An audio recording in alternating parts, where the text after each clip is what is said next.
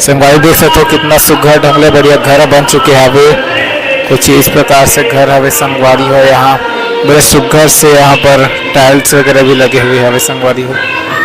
और अंदर के माहौल कुछ इस प्रकार से हवे संगवारी हो।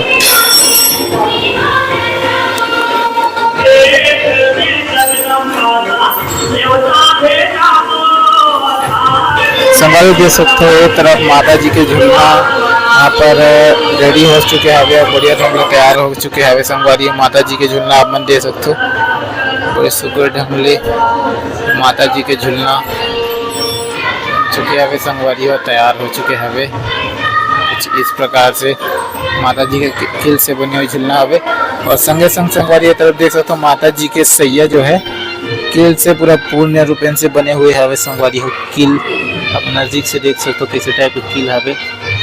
और यही सैया में कुंवारी माता जी है 9 दिन ले लेट करके जोर धारण करते संगवारी हो।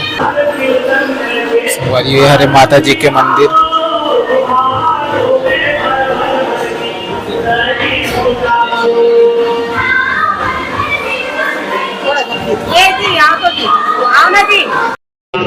देख सकते हो माता जी के पंडाल देखा था आरती ले जा रहा था और संगीत तैयार कर वहाँ पर इस समय में माता जी जो है विराजमान होकर के कलश धारण करी संगवारी हो।